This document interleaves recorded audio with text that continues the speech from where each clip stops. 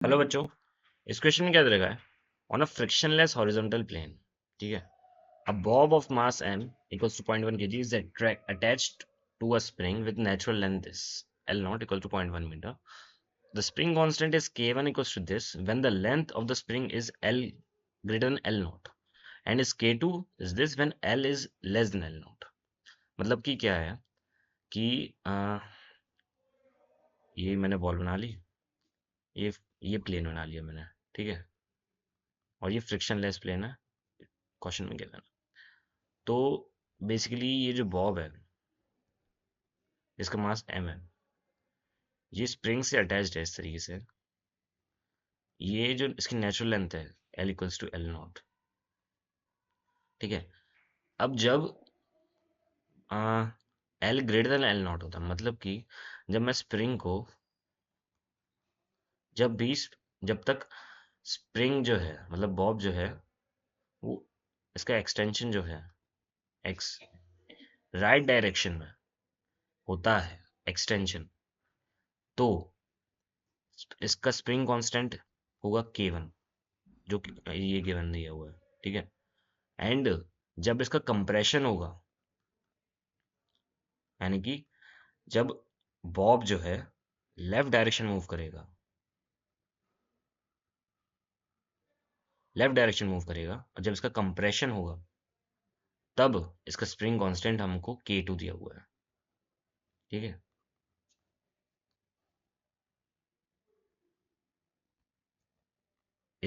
इसके जब एक्सटेंशन है तो भाई तुम्हारा K1 होगा और जब कंप्रेशन है तो तुम्हारा K2 होगा। अब आगे क्वेश्चन में क्या दिया हुआ है? इनिशियली जब बॉब को रिलीज किया जाता है from L equal to 0.15 metre, यानी कि ऑलरेडी वो एक्सटेंशन हो रखी है, मतलब कि एक्सटेंडेड है, ठीक है। क्योंकि एल नॉट से ज्यादा है ना, L greater than L not they रखी है उनको initially. Assume that Hooke's law remains valid throughout the motion. If the time period of the full oscillation is t equals to n pi second, then the integer closest to n is, ठीक है। तो basically वो क्या बोल रहा है, sorry, basically वो क्या बोल रहा है कि जब मैं इसको इस तरीके से खुला छोड़ता हूँ, ये इसकी नेचुरल लेंथ पे है। अब ये है ना, इसको मैं इधर छोड़ रहा है, एल इक्वल टू 0.15 से ये छोड़ रहा है, ठीक है।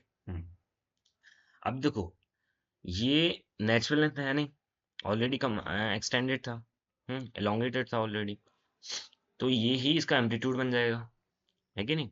तो एम्पलीट्यूड बन जाएगा इसका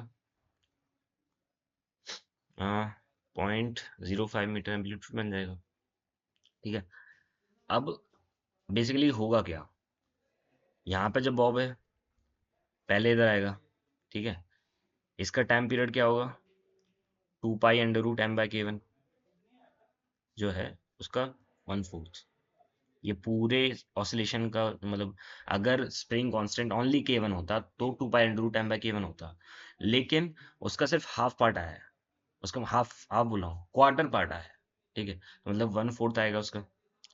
फिर जब बॉब इधर आ जाएगी, अब इसके बाद बॉब इधर जाएगी अगेन, जब तक ये इसका 1/4 ऑसिलेशन इधर होगा और यहाँ पे K2 रहेगा स्प्रिंग कांस्टेंट, तो उसका फिर टाइम आएगा, T2 बोल लेते हैं इसको, which will be 1/4 of again 2 pi under root m/K2, ठीक है ना।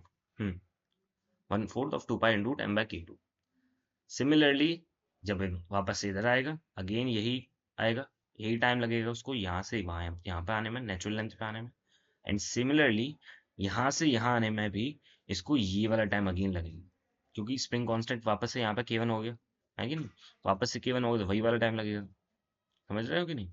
तो मतलब बेसिकली क्या लगेगा, यहाँ यहाँ पे वो कि स्प्रिंग K1 कांस्टेंट के लिए 2 बार जा रहा है, 2 बार उसका स्प्रिंग K1 है और 2 बार K2 स्प्रिंग K2 है, मतलब समझ रहे हो ना यार, 2 बार उसका स्प्रिंग कांस्टेंट K1 है और 2 बार उसका स्प्रिंग कांस्टेंट K2 है। 2 बार इन द सेंस मेरा यह है कि जब पहले क्वार्टर में, मतलब कि जब पहले वो चलता है फर्स्ट टाइम पीरियड के लिए, वो जब चलता है इनिशियली जैसे छोड़ा है, तो उसका K1 था, वापस से K2 होगा, फिर वापस से ही K2 रहा, नेचुरल लेंथ पे वापस आया, ठीक है, फिर वापस से वो K1 हो गया, ठीक है। तो यहाँ पे वापस आया और पूरे ऑसिलेशन के वजह से टाइम क्या आ जाएगा, टोटल टाइम पीरियड क्या आ जाएगा, twice of T1 plus T2, ठीक है। अब T1 ये है, ठीक है, T1 ये माना है मैंने, T2 ये माना है, ठीक है। हाँ, T1 क्या था, 1/4 of 2 pi under root M by K1 plus 1/4 of 2 pi under root M by K2, ठीक है। हम्म, समझ गए ना। यहाँ से जब आया 1/4 of 2 pi under root M by K1 लगा यहाँ से, ठीक है। यहाँ से जब आया नेचुरल लेंथ से जब इधर आया कंप्रेस्ड हुआ, तो उसको T2 टाइम लगा, 1/4 of 2 pi under root M by K2, जो कि स्प्रिंग कांस्टेंट चेंज हो गया है। अब सेम टाइम उसको लगेगा या वापस जाने में, ठीक है, इसलिए डबल कर दिया। अब इसको सॉल्व कर लोगे, एम और के की वैल्यू रख दोगे, तो आंसर आ जाएगा तुम्हारा, कितना आंसर आ जाएगा भाई, तो आंसर आ जाएगा तुम्हारा 70 π/12, ठीक है। सारी वैल्यूज रख लोगे यार, अब तो इतनी कैलकुलेशन तो कर ही सकते हो, इसमें क्या है ना, 70 π/12 आ जाएगा। अब it it will be nearly equal to 6 pi, ठीक है। बेसिकली तुम करोगे तो 5 पॉइंट कुछ आएगा, और उसने नियरेस्ट इंटीजर पूछा है इनका, ठीक है, तो नियरेस्ट इंटीजर 6 होगा, तो इसका आंसर जो है 6 होगा।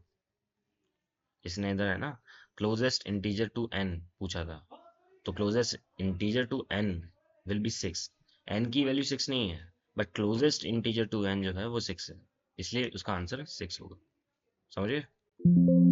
Yes, closest integer to n is 6, this is the final answer. I hope आपको समझ में आ गया होगा। Thank you.